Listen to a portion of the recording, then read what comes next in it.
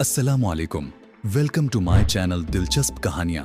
More updates के लिए हमारे चैनल को सब्सक्राइब करें और नोटिफिकेशन आइकन प्रेस कर दें। तो चलिए कहानी शुरू करते हैं। अली यार खान से दुश्मनी और खुसूसन अदम वाकफियत के बावजूद दुश्मनी का वायद मतलब यही हो सकता था कि अदनान की रवाबत यहूदियों से है। ये बहुत संगीन बात थी। मरजाना ने कहा था कि अदनान के नज़दीक पैसा सबसे अहम शय है। गोया वो महज पैसों की खातिर यहूदियों का आलाकार बनकर मेरी जान के दर पे हो गया था। पूरी यहूदी कौम फलस्तीनियों की जानी दुश्मन थी। फलस्तीनियों के दोस्त भी उनके इतने ही दुश्मन थे। बैजू के फलस्तीनियों की जिद्दोजहद का सबसे बड़ा हमायती था, इसलिए वो मुझे भी सफ़े हस्ती से बिठा देना चाहते थे और उस मकसद के उसूल के लिए किसी हद तक भी जा सकते थे। मुझे इस मामले की हद तक यहूदियों से कोई शिकायत नहीं थी। दा उनका दुश्मन था तो उन्हें मेरी जान के दर पे होना ही चाहिए था। शिकायत अगर थी तो अपनों से थी जो यकजा नहीं होते थे। इन्हें आपस के झगड़ों से फुर्सत ही नहीं मिलती थी और फिर इन्हीं की सफों में कुछ जबीर फरोश भी थे जो मुसलमानों की आबरू का सौदा करते वक्त जरा भी नहीं हिचकिचाते थे। ऐसे ही लोगों में से एक अदनान अब्बासी भी था। कुछ ऐसे थे जो यहूदियों के आलाकार तो थे पर उसमें उनकी मर्जी शामिल नहीं थी। कुछ मजबूरियां थी जो उन्हें आलाकार बनने पर मजबूर कर देती थी। मुमकिन है सोनिया भी ऐसे ही लोगों में से एक हो, मगर ऐसी किसी मजबूरी को तस्लीम करने के लिए मैं तैयार नहीं था जो आदमी को मजहब या वतन की आबरू का सौदा करने पर मजबूर कर दे। कुछ हासिल करने के लिए कुछ खोना तो पड़ता ही है, और यहाँ तो इतना बड़ा मकसद सामने था कि हुआ कितनी बड़ी कुर्बानी पेश करके उसे हासिल कर लिया जाता, सौदा महंगा ना होता। कुछ हासिल करने के लिए कुछ खोना ही पड़ता है, और यहाँ तो इतना बड़ा मकसद सामने था कि हुआ कितनी बड़ी कुर्बानी पेश करके इसे हासिल कर लिया जाता तो सौदा महंगा ना होता। ऐसे ही गद्दारों और वतन फरोशों में वो लोग भी थे जो यहूदी लड़कियों के जाल में फंसकर गद्दारी के मुर्तकिब हो रहे थे। इस किस्म के गद्दारों की तादाद सबसे ज्यादा थी। यहूदी कौम ने अपनी लड़कियों को मुसलमानों के खिलाफ सबसे बड़े हथियार के तौर पर इस्तेमाल किया था। अरब शयूख और बासर तबका इस हथियार का सबसे बड़ा शिकार था। मैं ये बात यकीन से नहीं कह सकता था कि अदनान सिर्फ पैसों के चक्कर में उनका आलाकार बना था या उसमें यहूदी हुस्न की कारफरमाइयां भी शामिल थी। मेरे हक में सबसे खतरनाक बात जो हो सकती थी वो चल चुकी थी। अगर अदनान वाकई यहूदियों का आलाकार बना हुआ था तो उसके तवस्से बेरा नारमन शलूफ के मेकअप में इस वक्त होना उनके इल्म में आना लाजमी था। मैं अपने तौर पर यही समझता रहता कि मैं कती महफूज हूँ। खुदा ही बेहतर जानता है कि अगर मैं नारमन शलूफ के मेकअप में इसराइल पहुंचने में कामयाब हो जाता तो इसराइली मेरा क्या हशर करते। यही सब कुछ सोचते सोचते मालूम नहीं किस वक्त नींद की आगोश में मैं पहुंच गया। आंख खुली तो 9 बज रहे थे। बूढ़ वगैरह मुझसे पहले ही उठ चुके थे। मैं आधे घंटे के अंदर नाश्ते वगैरह से फारिग होकर बूढ़ के साथ अदनान अब्बासी वाले कमरे में पहुंच गया। अदनान के साथ मरजाना भी थी जिसका चेहरा उतरा हुआ था, लेकिन अदनान के चेहरे पर तो मुर्दनी छाई हुई थी। तो तुमने क्या फैसला किया अदनान? मेरे अंदर दाखिल होते ही संजीदगी से कहा कि तुमने मुझे क्यों कर पहचाना? से बड़ी अजियत से गुजर रहा हूँ, अदनान ने करा कर कहा। मुझ पर रहम खाओ, मेरे पैर की हड्डी पर जरब आई है। रात भर तकलीफ की वजह से सो भी नहीं सका। मेरी बात का जवाब दो अदनान, मैंने सख्त लहजे में कहा, वरना मैं तुम पर तशद्दुद करूंगा। मुझे ये परवाह भी नहीं होगी कि तशद्दुद के दौरान तुम कहीं मर ना जाओ। मैं वाकई मर जाऊंगा। ये तकलीफ अब मुझसे बर्दाश्त नहीं हो रही। कोई मुझे दाफे दर्द गोली ही मंगवा दो। अब तुम्हारे मुकद्दर में बस रिवाल्वर की गोलियां ही रह गई हैं। मैंने तय कर दिया है कि एक गोली सुबह और एक शाम। इस वक्त तुम्हारे दूसरे पैर का नंबर है। मैंने जेब से रिवाल्वर निकाल लिया। नहीं, अदनान चीख उठा, मैं तुम्हें सब कुछ बता दूंगा मगर मुझे मारो मत। अगर मैं तुम्हारे गिरोह में शामिल हो जाऊं तो तुम मुझे तहफ़्फ़ुज़ तो फराहम करोगे ना? मैंने सफ़ाकी से कहा, इराक में मेरी सलामती को कोई खतरा तो लाग नहीं होगा ना? तुम जो कहोगे मैं वही करूंगा। तुम दुनिया के जिस मुल्क में कहोगे मैं तुम्हें पहुंचवा दूंगा। तुम्हारा जिंदा रहना मेरे लिए बहुत खतरनाक हो गया है अदनान। ना होता तब भी सोनिया के कत्ल की पादाश में मैं तुम्हें हलाक तो जरूर करता, लेकिन मैं तुम्हें आगाह करना हूं कि पहले तुमसे मालूमात हासिल करूंगा। बम मुझे एक गिलास पानी पिला दो। अदनान गिड़गिड़ाया, मेरा हलक खुश्क हो रहा है। इन लोगों को नाश्ता दिया गया या नहीं? मैंने बूढ़ की तरफ पलट कर कहा और वो बुखला गया। नहीं चीफ, उसने अगला कर कहा। क्यों? मैं खूनख्वार लहजे में बोला, क्या तुम इन्हें भूखा प्यासा मारना चाहती हो? जाओ इन्हें नाश्ता मुहैया करो। बूढ़ दुम दबाकर कमरे से निकल गया। मेरा मूड खराब हो गया था। अदनान की हालत तो वैसे ही तबाह थी, लेकिन मरजाना के जिस्म पर भी गपगपी सी तारी थी। मैं कमरे से निकल आया। इन लोगों के खाने पीने का खास ख्याल रखो, मैंने बूढ़ को हदायत दी। और अदनान को दफे दर्द गोलियां भी फराहम करो। हड्डी टूटने की तकलीफ बर्दाश्त करना हंसी का खेल नहीं होता, कहीं वो मर ही ना जाए। बुढ़ ने इस बात में सारी लाने पर इत्तेफाक किया था और मैं ड्राइंग रूम में चला आया था। बुढ़ मेरा सामना करने से कतरा रहा था। आधे घंटे बाद दोबारा बुढ़ के हमरा अदनान के कमरे में मैं पहुंचा। अब उसकी हालत खासी बेहतर नजर आ रही थी। मैं तुम्हारा शुक्रगुजार हूँ, अदनान ने कहा। अगर मुझे पेन किलर गोलियां ना मिलती तो मैं शायद तकलीफ की ज्यादती से मर ही जाता। नहीं अदनान, मैं तुम्हें दुनिया के लिए सामान्य इबरत बनाऊंगा। तुम्हें नाकाबिले तस्खीर तस्वुर किया जाता है और मैं तुम्हारा इतना अशर बुरा करूंगा कि तुम मौत की तमन्ना करने लगोगे। अदनान ने अपने खुश खोदे हुए ऊँटों पर जबान फेरी। अगर तुम मुझ पर कोई तशद्दुद किए बगैर रिहा कर दो तो मैं तुम्हारा हर मुतालबा मानने को तैयार हूँ। ये तो बाद की बातें हैं अदनान, पहले तो मुझे अपने सवाल का जवाब चाहिए। मैंने कहा, मैं तुम्हारा कैदी हूँ, पहले तुम मुझे जमानत फराहम करो कि मुझे मजीद कोई नुकसान नहीं पहुंचेगा। अभी लगता है तुम्हारे दिमाग के कीड़े नहीं जड़े, मेरे तंदिया अंदाज में मुस्कुरा कर कहा। अभी इतना दम गम लगता है मौजूद है कि मुझसे सौदेबाजी करो। गलत मत समझो, मैं अपनी रिहाई के इवज तुम्हारा हर मुतालबा मानने को तैयार हूँ। अपनी सलामती के लिए तुमसे सिर्फ एक जमानत ही तो तलब कर रहा हूँ। मैं तुम्हें शाम तक की मोहलत दे रहा हूँ अदनान, मैंने जेब से रिवॉल्वर निकालते हुए कहा। इस वक्त की गोली तो तुमने पक्की कर ली, शाम को गोली का फैसला शाम को तुम्हारा तर्ज अमल देखने के बाद करूंगा। नहीं, अदनान इज़यानी अंदाज में चीखा, मुझ पर रहम करो, मैं तुम्हें वैसे ही सब कुछ बताने को तैयार हूँ। मैंने मुताज़वाना अंदाज में सर को मनफी जुम्बश दी। तुमने देर कर दी अदनान, मैं बहस करना पसंद नहीं करता। अब मैं बहरा हो चुका हूँ। मैंने उसकी दूसरी टांग का निशाना लेकर फायर कर दिया। गोली टकने पर लगी थी, टकने की हड्डी चूर चूर हो गई होगी। अदनान की चीख बड़ी भयानक थी और वो जानवरों की तरह तड़पने लगा। फरजाना पर दोबारा कपकपी तारी हो गई थी। बैंडेज, मैंने अदनान की तरफ इशारा करके बुढ़ से कहा और वापसी के लिए पलट गया। मेरा हाथ दरवाजे के हैंडल पर था कि मैंने अकब से मरजाना की आवाज सुनी। मेरे हाल पर तो रहम कर दो, वो कमजोर थी। आवाज में कह रही थी, मेरा कसूर क्या है, तुम्हें तकलीफ क्या है। मैंने पलट कर कहा, तुमसे तो किसी ने कुछ कहा ही नहीं, लेकिन मेरी तबीयत बिगड़ रही है, मुझसे ये सब मनादर नहीं देखे जाते।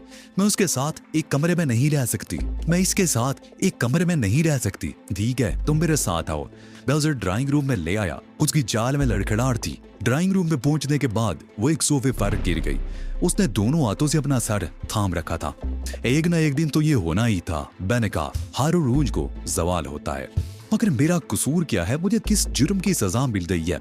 मरजाना ने सिसकियां लेते हुए कहा, तुम उसकी शरीक हो, उसके हर जुर्म में शरीक समझी जाओगी। उसके बावजूद मैं तुम्हारे साथ कोई खराब सलूक नहीं कर रहा, मगर तुम अदनान के साथ ज्यादती कर रहे हो। वो तुम्हें सब कुछ बताने पर तो आमादा हो गया था। मैं उसके बावजूद उसे नहीं बख्शूंगा। वो एक जरिंदा है, उसे यूं ही छोड़ दिया गया, दुआदाद होते ही फिर दूसरों को ढिंबोड़ने लगेगा।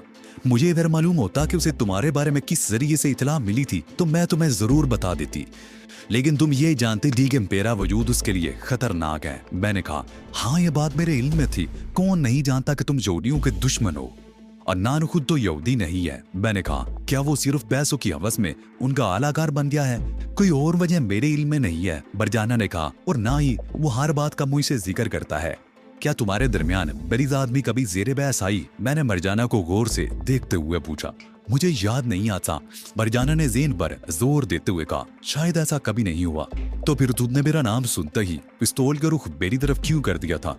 मैंने कहा था ना कि वो मेरी इज़रारी हरकत थी। मैं अदनान की साथी हूँ और हम माकूल मुआवजे की इवज़ यहूदियों को बेज़रर किस्म की सहूलतें फराहम करते हैं। बेज़रर किस्म की सहूलतें? मैंने हैरत से कहा। उनकी वजह से तो एहसास जुर्म का शिकार नहीं होना चाहिए। जो भी गैर कानूनी काम करेगा एहसास जुर्म का शिकार तो होगा। और फिर उस वक्त तो अदनान ने मुझे एहसास दिलाया था कि तुम हमारे हक में बहुत खतरनाक साबित हो सकते हो। तुम्हारी हद तक तो बात काबिल फहम है, लेकिन जहाँ तक अदनान का मामला है, मैं जुमला अधूरा छोड़कर खामोश हो गया। बूढ़ ड्राइंग रूम में दाखिल हो रहा था। मैडम के आने का वक्त हो गया है चीफ, बूढ़ ने ऐलान करने वाले अंदाज में कहा। तुम मुझे क्या करना चाहिए? मैंने बड़ी सादगी से पूछा। तुम तो कह रहे थे कि वो सीधी यहीं आएगी। हाँ चीफ, वो बस यहाँ पहुँचने ही वाली है। मैंने उन्हें बता दिया है कि तुम भी हमारे दरमियान ही मौजूद हो। ठीक है, मैंने कहा और फिर मरजाना की तरफ मुतवज्जो हो गया। मुमकिन है तुम बहुत सी बातों से बेखबर हो। मुझे महसूस हो रहा है कि अदनान बाद ऐसे संगीन मामलात में मुलव्वस है जिनसे उसकी उब्बल वतनी पर भी आंच आ सकती है। तुम्हें गलत फहमी हुई है, मरजाना ने तेजी से कहा वो तो शरीर किस्म का उब्बल वतन है। यहूदी दुनिया के किसी भी मुल्क से ताल्लुक रखता हो, उसकी हमदर्दियां इसराइल के साथ ही होती हैं। यह वही इसराइल है जिसे चंद साल पेशतर इराक का एटमी रिएक्टर तबाह कर दिया गया था। अगर कोई ये समझे कि वो किसी यहूदी से ताउन करके हुम्बुल वतनी का मुजाहरा कर रहा है तो कम अज कम वो इराकी नहीं हो सकता। हाँ, तुम्हारी बात दिल को लगती है, मर्दाना ने मुजरिबाना अंदाज में कहा। मैंने कभी इस अंदाज में नहीं सोचा था, लेकिन इसे गद्दारी तो नहीं कहेंगे।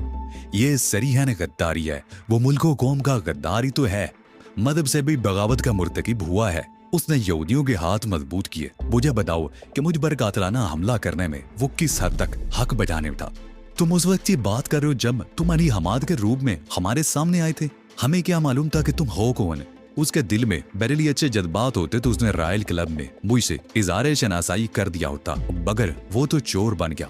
हाँ, तुम्हें देख कर वो चौकन्ना जरूर था, मगर मेरे पूछने पर उसने यही कहा था कि उसने शायद तुम्हें कहीं देखा है। उसने मुझे एक नजर में पहचान लिया था। उसके बाद उसने तुम्हें उकसाया कि तुम मुझ पर पिस्तौल तान लो। नहीं मर जाना, उसके हक में कोई एक बात भी नहीं जाती। तुम रहमदिल भी बहुत हो और तुम्हारी सफाकी से अभी खौफ आता है। मेरे साथ तुमने अभी तक कोई ज्यादती नहीं की, बल्कि तुम्हारा रवैया नरम है। और दूसरी तरफ अदनान के साथ तुम जो सलूक कर रहे हो वो खासा मर्जा देने वाला है। मैं उसे अपाज कर देना चाहता हूँ, इसलिए कि वो मुजरिम है, ना सिर्फ मुजरिम बल्कि बहुत बड़ा मुजरिम है। जबकि तुम्हारे खिलाफ अभी तक ऐसी कोई बात साबित नहीं हो सकी, सिवाय इसके कि तुम उसकी साथी हो। मैं बराह रास्त किसी चीज में मुलव्वस नहीं हूँ। क्या तुम मुझ पर इतनी मेहरबानी नहीं कर सकते कि मुझे ध्यान कर दो? मर्दाना ने कहा और बैठ जों कर उसे देखने लगा। मेरे नर्म रवैये से किसी गलतफहमी में मुब्तला होने की जरूरत नहीं। मैं अहमक नहीं हूँ जो तुम्हें रिहा कर दो। मैंने तंजिया लहरे में कहा, मैं तुम्हें बता चुकी हूँ कि मैं अदनान के अहकामात पर अमल करने के लिए मजबूर थी। मेरा कोई ठिकाना भी तो नहीं था। अगर वो मुझे गिरोह से निकाल बाहर करता तो मैं कहाँ जाती? मैं तुम्हारे बयान की तरदीद नहीं कर रहा, लेकिन फिलहाल मैं तुम्हें रिहा भी नहीं कर सकता। तुम ये ख्याल से इनसे निकाल दो। मैं अदनान की हरकतों से बिल्कुल बरगश्ता हो चुकी हूँ, लेकिन उसके जुंगल से निकलने का कोई रास्ता नजर ही नहीं आता। मैं मरजाना को गौर से देखने लगा। वो मेरा एतमाद हासिल करने की कोशिश कर रही थी और उसका वाहिद तरीका ये था कि वो अदनान को बुरा भला कहती, मगर यह तरीका बहुत फरसूदा हो चुका था। वैसे जानसों में आने वाला बिल्कुल भी नहीं था, खसूसन इस सूरत में कि तमकीन के जरिए मरजाना के बारे में किसी हद तक मैं पहले ही जान चुका था। जिस आदमी का जमीर थोड़ा सा भी जिद्दा होगा वो अदनान से नफरत करने पर मजबूर हो जाएगा। मैंने कहा, हाँ, मेरा जमीर अक्सर मुझे कुचूके लगाया करता था, लेकिन तुम तो जानते हो कि अदनान किस पोजीशन का मालिक है, लिहाजा मैं अपने जमीर को थपक थपक कर सुधाया करती थी। लेकिन अब वो एक ठंडी सांस लेकर चुप हो गई। तुम चाहो तो उसके खिलाफ भी मदद कर सकती हो, मैंने नरम लहजे में कहा। इस तरह तुम्हारे जज्बात की तस्कीन भी हो जाएगी और मैं भी उससे इंतकाम ले सकूंगा। मुझे खुशी है कि तुमने मुझे किसी काबिल समझा। वो खुशी से फील उठी। मुझे बताओ कि मैं तुम्हारी क्या मदद कर सकती हूँ। अगर तुमने मुझे उसके बारे में सही इतलात फराहम कर दी तो मैं तुम्हें उस रकम में से भी हिस्सा दूंगा जो मैं उससे वसूल करूंगा। मैंने कहा, ठीक है, तो फिर तुम बेफिक्र रहो, जो तुम पूछोगे मैं बता दूंगी। लेकिन मुझे कोई रकम देने की बजाय अगर तुम मुझे अपने साथ भी शरीक कर लो तो मुझे ज्यादा खुशी होगी। ये बहुत कठिन राह है मरजाना, तुम्हें शायद अंदाजा नहीं। मेरे साथ चलोगी तो हर लम्हे जिंदगी दाव पर लगी रहेगी, लेकिन जमीर तो मुतमईन रहेगा ना? मरजाना ने कहा, शायद इसी तरह मैं अपने साबका गुनाहों की तलाफी कर सकूं। ठीक है मरजाना, मैं तुम्हारी दरख्वास्त पर गौर करूंगा, लेकिन उसे रकम देने का ख्याल तर्क नहीं किया जा सकता। उसके पास सारी की सारी नाजायज दौलत है, उससे रकम वसूल करो। मैं कब मना कर रही हूँ? मुझे नहीं मालूम कि उसकी बाली पोजीशन क्या है, इस वक्त वो ज्यादा से ज्यादा कितनी रकम अदा कर सकता है। ओह, ये सारी तफसीलात तो मैं तुम्हें फराहम कर सकती हूँ। इस वक्त उसका सबसे बड़ा अकाउंट नेशनल बैंक में है, जिसमें उसने कल ही 10 लाख दिनार जमा कराए हैं। 10 लाख दिनार यानी 6 करोड़ पाकिस्तानी रुपयों से ज्यादा रकम। मैंने हैरत से कहा, इतनी रकम का वो क्या करेगा? वो खजूरें साफ करने और उन्हें जदीद तरीके से पैक करके एक्सपोर्ट करने के लिए बसरा में एक कारखाना लगाना चाहता है। इस सिलसिले में एक जापानी फर्म से उसके मुज़ाकरात चल रहे थे। आज 11 बजे मशीनरी की खरीदारी के सौदे को हतमी शक्ल दी जाने वाली थी। इसी सिलसिले में उसने ये रकम यहाँ मुंतकिल कराई थी। मैं समझा था शायद वो अली हमाद से निमटने के लिए खुद बसरा में आया था। बरे कदरे मायूसी से कहा, तमकीन के अगवा पर वो खासा परेशान हो गया था। मशीनरी की खरीदारी का मरला दरपेश ना होता तो शायद वो तुम्हारी शराइत इतनी आसानी से ना मानता, लेकिन उसने झुकना नहीं सीखा। तुम्हारी शराइत तस्लीम करने की आड़ में उसने तुम पर हमला करने का मंसूबा बनाया। उसके ख्याल में तुम्हारी हलाकत यकीनी थी, लेकिन जब उसे मालूम हुआ कि हमरे में अली हमाद बच गया है तो वो तशवीश का शिकार हो गया। ये और बात है कि उसके बावजूद उसने तुम्हारी तरफ से कोई खास खतरा महसूस नहीं किया, वरना हरगिज़ इतनी रिदा दलीली से मंदिर आम पर न आता। खैर वो दो अलग मामला है। इस वक्त जो मसला दरपेश है वो ये है कि नेशनल बैंक से वो रकम किस तरह निकलवाई जाए। तुमने अदनान को जख्मी ना कर दिया होता तो रकम बड़ी आसानी से निकाली जा सकती थी। तुम्हारा क्या ख्याल है? मैंने उसकी बात काट दी। मैं उसे खुले बंदों लेकर घूमने का खतरा हरगिज़ मोल ना लेता। उसे तो बेहतर ये होगा कि मैं उस रकम के उसूल का ख्याल ही दिल से निकाल दूं। इसके अलावा भी एक तरीका है, बरजाना ने कहा। अदनान से चेक लिखवा लो और बैंक के मैनेजर को फोन करा दो। उसकी ये मजाल नहीं हो सकती कि अदनान के फोन के बाद रकम की अदायगी से इनकार कर दे। हाँ ये मुमकिन है, मैंने कहा, लेकिन उसके लिए चेक बुक मौजूद होनी जरूरी है। चेक बुक तो अदनान के ऑफिस में मौजूद है। अगर तुम कहो तो मैं फोन करके अभी चेक बुक मंगवाई लेती हूँ। फोन करने से खराबी तो पैदा नहीं होगी, मैंने कहा। आज तो मशीनरी की खरीदारी के मुआहदे को हतमी शक्ल दी जाने वाली थी और मैं उसके लिए भी हदायत दे दूंगी ताकि किसी किस्म की गड़बड़ का इम्कान ना रहे। मरजाना ने तेजी से कहा। अड़ा से अदनान अब्बासी गायब है, उसके आदमियों में हलचल मची होगी। तुम उन्हें किस तरह मुतमईन करोगे? हाँ ये एक पेचीदा मसला है, मरजाना ने कहा। मैं उन्हें क्या कहकर मुतमईन करूंगी? वो सोच में पड़ गई। अदनान के आदमी इस बात से वाकिफ नहीं है कि उसकी कोई डमी भी है। मरजाना ने आंखों में देखते हुए कहा। तुम्हें सिर्फ तमकीन को मुतमईन करना पड़ेगा। ओह, मरजाना उछल पड़ी। उस तरफ तो ज़हन ही में ही गया था। वाकई तुम ठीक कह रहे हो। मैं तमकीन को फोन कर देती हूँ कि वो आपके पहुंच जाए। किसी में इतनी हिम्मत नहीं है कि उससे कुछ पूछ सके। मैं ये भी पसंद नहीं करूंगा कि अदनान के आदमियों में से कोई हमारी इस पनाहगाह से आगाही हासिल करे। मैं तमकीन को हदायत दे दूंगी कि वो खुद ही जाकर उससे चेक बुक ले आएगा। मैं उसे ये रुका लिख दूंगी। उसके बाद बस एक ही मरहला रह जाएगा, अदनान चेक बुक पर दस्तखत करता है या नहीं। वो चेक बुक पर दस्तखत भी करे और फोन पर मैनेजर को हदायत भी देगा। अब तुम उठो और तमकीन को फोन करो। फोन करने के दौरान मैं मरजाना के नजदीक ही मौजूद था। उसने बड़ी खुश असलूबी से तमकीन को हदायत दी। इसी दौरान बुढ़ भी ड्राइंग रूम में दोबारा दाखिल हुआ, मगर मैंने हाथ के इशारे से उसे खामोश रहने को कहा। लाओ मुझे कलम दो। फोन बंद करने के बाद मरजाना ने मुझसे कहा, तमकीन आधे घंटे के अंदर अंदर अदनान की जगह ले लेगा। बस के नाम तुम्हें रुका लिख दूं। मैंने बुढ़ से कलम लाने को कहा, मगर वो अपनी जगह से नहीं हिला। उसके अंदाज से हिचकिचाहट जाहिर हो रही थी। क्या बात है? मैंने उसे घूर कर देखा। मैंने तुमसे कलम कागज लाने को कहा है, तुमने सुना नहीं है? मैडम के यहाँ पहुंचने में ज्यादा से ज्यादा 10 मिनट रह गए हैं, बुढ़ ने झिझकते हुए कहा। तो मैं क्या करूं? मैं झुंझला गया। मुझे मालूम है कि वो आने वाली है। तुम ये इतला मुझे कितनी बार दोगे? अब नहीं दूंगा, बूढ़ ने दिल गिरफ्तगी से कहा। मैं चाह रहा था कि तुम ढंग का लिबास पहन लेते, रात से यही कपड़े पहन रखे। इतने अरसे बाद मैडम से मुलाकात होगी, लेकिन खैर मुझे क्या। वो बुड़बुड़ाता हुआ चला गया। तुम्हारा साथी बार बार किस मैडम का जिक्र कर रहा है? मरजाना ने मुतजस्सिस लहजे में पूछा। कुछ नहीं, मैंने बेपरवाही से जवाब दिया। तुमसे कतई गैर मुतल्लक बात है। मरजाना का चेहरा उतर गया, मगर वो बोली कुछ नहीं। मुझे उसके जज्बात से कोई गरज भी नहीं थी। वो अपनी जिंदगी बचाने के लिए मुझसे ताउन कर रही थी। मुझ पर कोई एहसान तो कर नहीं रही थी, बल्कि मुझे तो यूं महसूस हो रहा था वो जैसे किसी खास मकसद के तहत मुझसे नजदीक आने की ख्वाह है। उसके रियाकराना रवैये से मैं किसी खुशफहमी में मुब्तला होने का रवादार नहीं था। बूढ़ कागज कलम ले आया और मरजाना ने एक कागज पर चंद सतरें लिखकर मेरी तरफ बढ़ा दी। मैंने बहुत बारीक बीनी से उस तहरीर का जायजा लिया। इसमें कोई काबिल इतराज बात नहीं थी। मुतमईन होने के बाद मैंने वो पर्चा बुढ़ के हवाले कर दिया। ये पर्चा अगर किसी आदमी को देकर अदनान अब्बासी के पास भेज दूं, वो एक चेक बुक देगा जो तुम्हें मुझ तक पहुंचानी होगी। मगर ख्याल रहे कि कोई हमारे ठिकाने तक ना पहुंचने पाए। ये बात तुम बूढ़ को समझा रहे हो? बूढ़ ने हैरत से कहा। बूढ़ तो दूसरों के ठिकानों तक पहुंचता है और अपना ठिकाना हर नजर से जल रखता है। अदनान बदतरीन सजा का मुस्तहिक है। बूढ़ के जाने के बाद मरजाना ने कहा, 10 लाख दिनार की रकम से तो उसका कुछ भी नहीं बिगड़ेगा। वो बहुत मोटी आसामी है। वो मुझे पूरी तरह उल्लू बनाने के चक्कर में थी। अदनान की दौलत के बल पर मेरा एतमाद हासिल करना चाह रही थी। उसकी अपनी गिरा से तो कुछ भी नहीं जा रहा था। अदनान कंगार होता है तो हो जाए, उसका अपना मुस्तकबिल तो महफूज हो जाएगा। उसने अंदाजा कर लिया था कि अब अदनान का बचना महाल है, इसलिए वो खुद को बचाने के लिए हर मुमकिन तरीके से मुझे बेवकूफ बनाने के दर पे थी। अगर तुम इसी तरह दावुन करती रही तो मैं बहुत जल्द दौलतमंद हो जाऊंगा। मैंने मुस्कुरा कर कहा, तुम्हें शायद एहसास नहीं कि मैं तुम्हारी खातिर क्या कुछ कर सकती हूँ। नानाबाजी तो क्या चीज है, मैं तो खुद को भी दांव पर लगा दूंगी।